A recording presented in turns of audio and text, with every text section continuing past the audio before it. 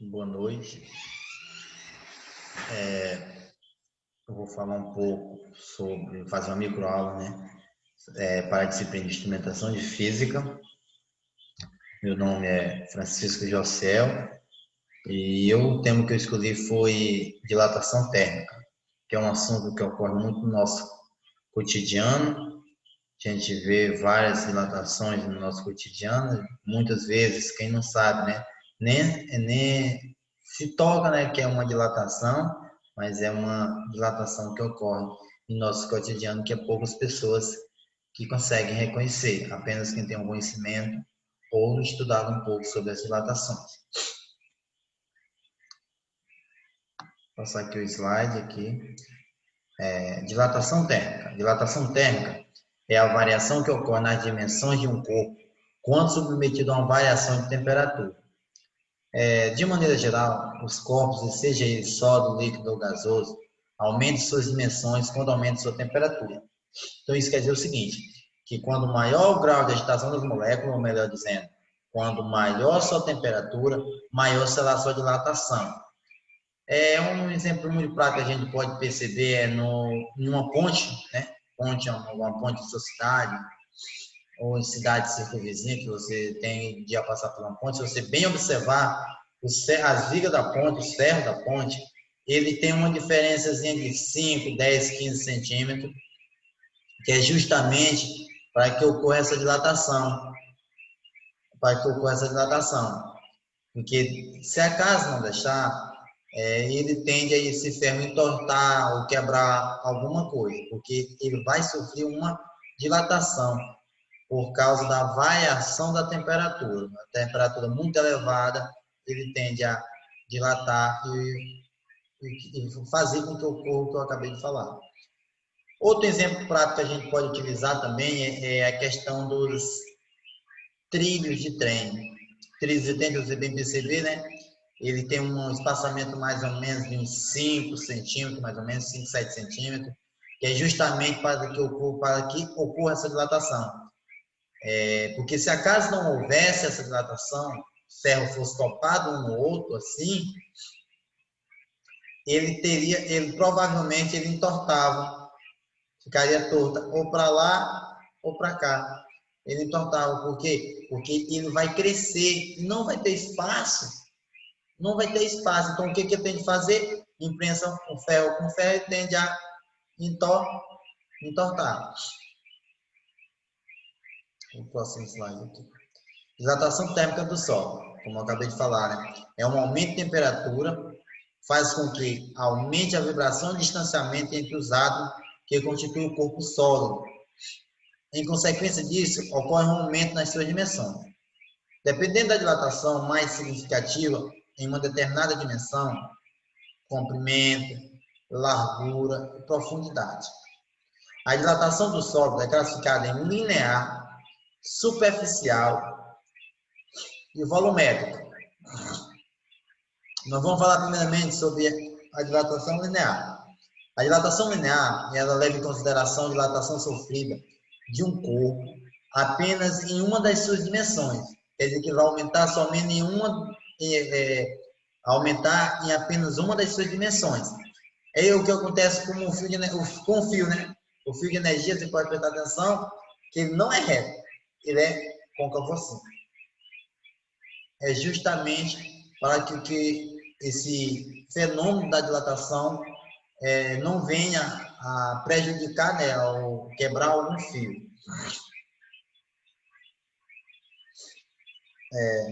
Para calcularmos essa dilatação linear, nós utilizamos a seguinte fórmula. ΔL, que ΔL é justamente a variação do comprimento, que é justamente a variação que esse material, esse corpo vai ter devido ao seu aumento de temperatura. Então, vamos lá. ΔL, que é a variação do comprimento, que é igual ao comprimento inicial, que é o L0. L0 é o comprimento inicial, quer dizer, se o ferro é 15 metros, 15 centímetros, a gente coloca, vezes o coeficiente de dilatação linear. Esse coeficiente de dilatação linear, cada objeto, corpo, tem o seu coeficiente de dilatação. Viu? e a nossa variação da temperatura, que é essencial para que ocorra essa dilatação, porque se acaso não houver essa variação de temperatura, ficar uma variação constante, logo não haverá dilatação. Então, tem que haver essa variação de temperatura. Por exemplo, a variação ocorre com o seguinte, por exemplo, você está na temperatura de 50 graus e vai para uma temperatura de 150, o que vai ocorrer? Vai ocorrer uma variação de temperatura. Você deve ter visto lá no primeiro ano que a variação de temperatura nada mais é que a temperatura final menos a temperatura inicial. Então, se eu tiver estava com uma temperatura de 50 e fui para uma temperatura de 150, logo nós pegaremos os 150, não é isso? Menos 150, que logo essa variação seria de 100 graus, viu? E o coeficiente de dilatação, não se preocupe, o coeficiente de dilatação, todo material tem o seu coeficiente de dilatação, viu? Agora nós vamos falar um pouco sobre a próxima dilatação, que é a dilatação superficial. A dilatação superficial leva em consideração a dilatação sofrida por uma determinada superfície. O que acontece, né, por exemplo, com uma chapa de metal. Porque a chapa de metal, ela é uma área, né? Isso, a chapa de metal é uma área. Ou um disco, pode ser um disco assim, com furinho no meio, a gente calcula a área, que pode ser essa área que vai sofrer essa dilatação. Para calcular a dilatação superficial, utilizamos a seguinte forma. ΔA, que é a variação da área, essa é a variação que ela vai sofrer, com a dilatação linear, né? Ela vai ter um aumento na sua área, que é o que a gente vai achar utilizando os seguintes dados. A0, né, que é a área inicial, é a área que vai iniciar, vezes beta. Beta é o coeficiente de dilatação superficial, vezes a variação da temperatura, que eu exemplifiquei no primeiro estrofe, na dilatação linear, que é justamente essa variação de temperatura que vai de 50 a 150 graus, onde a gente pega ΔT é igual à temperatura final menos a temperatura inicial. Viu? Mas você deve estar perguntando, professor, mas se acaso ele der só pedir para calcular a dilatação superficial e ele der só o coeficiente de dilatação linear, temos uma maneira de fazer isso. Por quê? Porque beta nada mais é que 2 vezes alfa. Então, vamos supor que alfa é 2,2 vezes 10 a menos 6. É só você multiplicar vezes 2, que você vai achar o coeficiente de dilatação superficial.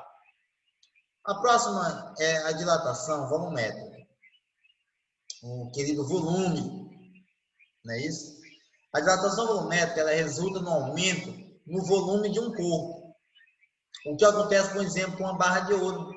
Um exemplo muito prático aqui da barra de ouro, aumentar o volume, né? E aumentar muito, né? Para calcular a dilatação volumétrica, utilizamos a seguinte fórmula. ΔV, que é justamente a variação do volume, né? É a variação que ele vai sofrer a partir desse aumento de temperatura, é igual a V0, que é o volume inicial, como abrangei nas demais dilatações, vezes o coeficiente de dilatação volumétrica, que nada mais é que 3 vezes o alfa. 3 vezes o alfa. Então, lá no superficial, a gente vê 2 vezes o alfa. E aqui no volumétrico vai ser só 3 vezes o alfa, o valor de alfa. Se acaso essa questão, a questão que vai nos dar, ela não tiver a dilatação volumétrica, tiver apenas a dilatação, o coeficiente de dilatação linear. A gente pega e multiplica por 3. Vezes ΔT, né? ΔT já abrangi, que ΔT nada mais é que a variação da temperatura, que a gente vou até abranger mais um pouco, que nada mais é que você pegar a temperatura inicial menos a temperatura final. Logo, o resultado desta subtração é igual ao nosso querido variação de temperatura.